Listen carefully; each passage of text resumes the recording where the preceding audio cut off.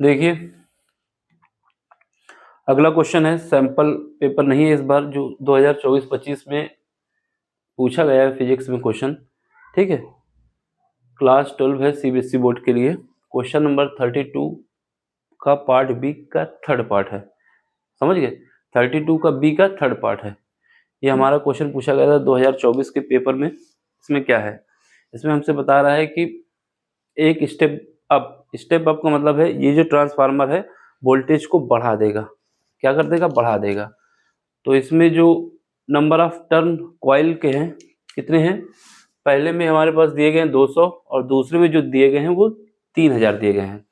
ये प्राइमरी में है और सेकेंडरी में है। इसके अलावा दिया गया है जो इनपुट वोल्टेज है प्राइमरी कॉइल का वो कितना है, 90 वोल्ट का है। क्या फाइंड करना है, पहला तो आउटपुट वोल्टेज कितना आ रहा है, यानी हमें वीएस फाइंड करना है। वीएस बोले तो सेकेंडरी कॉइल में कितना वोल्टेज जा रहा है। दूसरा क्या फाइंड करना है, दूसरा हमें अगर प्राइमरी में करंट दी जा रही है तो सेकेंडरी में हमें करंट बतानी है, सॉरी प्राइमरी में करंट हमको बतानी है अगर करंट सेकेंडरी में 2 एम्पियर की है तो। समझो बात को।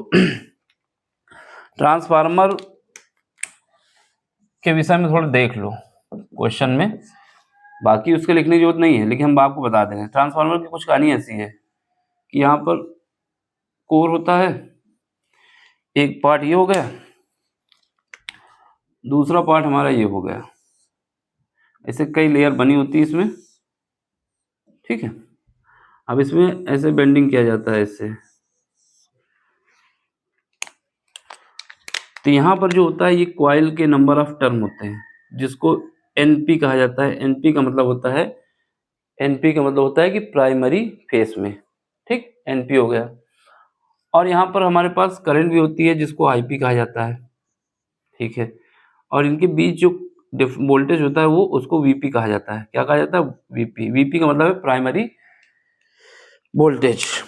इसके अलावा इस तरफ कुछ देख लो, ठीक है। तो यहाँ पर भी हमारे पास वही कहानी होती है। ये हमारा क्या होता है, यहाँ पर जो ये नंबर ऑफ टर्म है ये हमारे पास एन एस होता है, यानी सेकेंडरी में नंबर ऑफ टर्म कॉइल के। और ये जो वोल्टेज होता है वो धारा होती है वो आई एस कहा जाती है, सेकेंडरी में धारा। और इनके बीच का जो डिफरेंट वोल्टेज होता है जिसको वी एस कहा जाता है। ऐसी कुछ कहानी होती है हमारे पास, जब ट्रांसफार्मर बनता है तो ऐसा कुछ होता है, ठीक। अब यहाँ पर क्या है, यहाँ पर हमारे पास जो ट्रांसफार्मर का वोल्टेज होता है वो डायरेक्टली प्रोपोर्शनल होता है नंबर ऑफ कॉइल जो टर्म दिए गए हैं, जिस ये मोड़ा गया है जो ये सर्किल कॉइल जो है। तो यहाँ पर जो वोल्टेज होता है वोल्टेज डायरेक्टली प्रोपोर्शनल होता है नंबर ऑफ टर्म्स के, यानी जितनी कॉइल लपेटी जाएगी उतना ही ज़्यादा वोल्टेज होगा। जितना कॉइल को लपेटा जाएगा, ये जितने बाउंडिंग किया जाएगा, ये जो बना हुआ है हमारे पास ऐसे, ये जितना लपेटा जाएगा ना इसमें उतना ही उसमें वोल्टेज ज़्यादा होगा। तो ये डायरेक्टली प्रोपोर्शनल है। दूसरा, हमारे पास जो करंट होती है, करंट इन्वर्सली प्रोपोर्शनल होती है नंबर ऑफ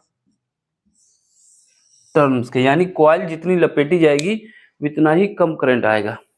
ये दोनों रिलेशन का ही यूज है इस क्वेश्चन में और कुछ नहीं है। पहले पार्ट में हमको इसको यूज करना है, दूसरे पार्ट में इसको यूज करना है। पहले पार्ट में हमको इसको यूज करना है और दूसरे पार्ट में इसको यूज करना है। तो पहले पार्ट में हम यूज कर लेते हैं। पहले पार्ट में क्या पूछा जा रहा है हमसे, जो गिवन है उसको लिख लेते हैं।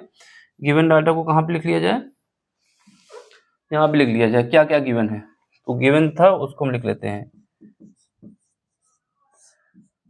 हमारे पास क्या है, एनपी दिया है। एनपी कितना है, एनपी हमारे पास 200 है, ठीक है, ट्रांसफार्मर के लिए। और एनएस कितना है, यानी सेकंड में नंबर ऑफ टर्न कितने हैं कॉइल के, 3000 है।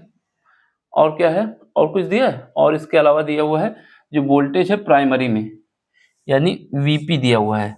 प्राइमरी में वोल्टेज कितना है, 90 वोल्ट का है, 90 वोल्ट का है, ठीक। ये सब हमें गिवन है। अब हमारा काम क्या है, ये फार्मूला लगाएं और सॉल्व कर दें। तो पहले पार्ट के लिए जहाँ हमारे पास आ जाएगा, क्या आ जाएगा, प्राइमरी में करंट डिवाइड बाई प्राइमरी में नंबर ऑफ टर्म, ऐसे लिख दूं, एक मिनट। प्राइमरी में वोल्टेज, प्राइमरी में वोल्टेज, वोल्टेज को वी से लिखा जाता है। प्राइमरी में वोल्टेज डिवाइड बाई सेकेंडरी में वोल्टेज, इज इक्वल टू होगा प्राइमरी में नंबर ऑफ कॉइन के कितने टर्म हैं और सेकेंडरी में, तो इसका यूज कर लेते हैं क्योंकि ये डायरेक्टली प्रोपोर्शनल होती है। ठीक, चलो अब यूज करो यहाँ पर वीपी कितना है, वीपी हमारे पास प्राइमरी में दिया हुआ है 90 वोल्ट का और वीएस हमको नहीं पता है, यही हमें निकालना है। एनपी कितना है, एनपी दिया हुआ है 200 और एनपी के साथ क्या दिया हुआ है एनएस, एनएस कितना है 3000, तो इसको काट दो 1 2 1 2, ठीक है। फिर उसके बाद इसको 2 से काट दो, कितना 45 जाएगा, 45 का मल्टीप्लाई कर दो तो V S is equal to हमारे पास कितना आ जाएगा 15 और इसके बाद 3 चौको 12, 12 और 1 13 और 1 0 रहेगा ये वाला, तो 1350 वोल्ट आ जाएगा। कितना आएगा 1350 वोल्ट आएगा।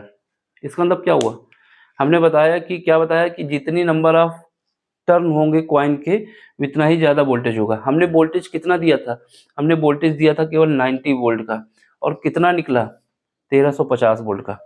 यहाँ पर फेरे कितने थे, यहाँ पर जो कॉइन के फेरे थे कितने थे, कहाँ गए 200 और यहाँ पर फेरे कितने 3000, तो जितना फेरे बढ़ेंगे उतना वोल्टेज बढ़ेगा, ये बात याद रखनी है। जितना फेरे बढ़ेंगे उतना वोल्टेज बढ़ेगा, तो ये हमारा आंसर हो गया। एक दूसरे पार्ट का आंसर देख लो, सेकंड पार्ट का। सेकंड पार्ट में हमने बताया क्या है, जो धारा है वो किसके इन्वर्सली प्रोपोर्शनल है, नंबर ऑफ टर्म जो दिए गए हैं कॉइन के, कितने फेरे लगाए गए हैं। ठीक है, तो चलो यहाँ से IP डिवाइड बाई IS यानी प्राइमरी में करंट डिवाइड बाई सेकेंडरी में करंट इज इक्वल टू होगी सेकेंडरी में नंबर ऑफ कॉइन टर्म जो है और प्राइमरी में, तो ये हमारा हो जाएगा, उल्टा हो जाएगा ना, जैसे इसमें सीधा था तो इसमें उल्टा है, तो बस हमें रखना है वैल्यू। तो वैल्यू पुट करो, यहाँ पर IP कितनी है, IP हमारे पास नहीं पता, हमको ये पूछा गया कि प्राइमरी में कितनी क्या है आपके पास, प्राइमरी में कितनी करंट है, तो प्राइमरी में करंट हमको नहीं पता तो हमको इसको IP लिख देते हैं। सेकेंडरी में करंट कितनी हो जा रही 2 एम्पियर की, 2 एम्पियर की हो जा रही तो उसको लिख दो 2 ampere is equal to NS कितना है, NS हमारे पास 3000 है, कितना है 3000, तो ये 3000 लिख दो। और NP कितना है, NP हमारे पास 200 है, 200 लिख दो। इसको ऐसे काट दो, 2 कट गया, 2 से ये 2 कट जाएगा, तो यहाँ से IP की वैल्यू कितनी आ जाएगी 30 एम्पियर। इसका मतलब क्या हुआ, अगर हमारे पास नंबर ऑफ टर्म कम होंगे कॉइन के, कॉइल जो है हमारे पास लपेटी गई है तो उसकी जो धारा है करंट है वो ज़्यादा होगी। देखो यहाँ पर कितनी है 3000, नंबर ऑफ NS थे 3000, तो करंट कितनी थी 2 एम्पियर की, और यहाँ पर 200 थे तो करंट कितनी है 30 एम्पियर की। तो इसका मतलब ये क्वेश्चन हमारा सही है, तो ये हमारा आंसर रहा। इसमें ऐसे ही करना है, ठीक है।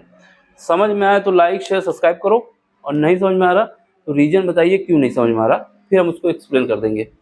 लेकिन समझ में आता है तो लाइक शेयर सब्सक्राइब कर देना, यही आपका मेरे ऊपर आशीर्वाद होगा या फिर गुरु दक्षिणा होगी। चलो फिर अगले क्वेश्चन में मिलते हैं अगले लेक्चर के साथ। Thank you for watching. अगर स्क्रीनशॉट किसी को लेना है तो ले ले, नहीं लेना तो कोई बात नहीं। Bye, take care.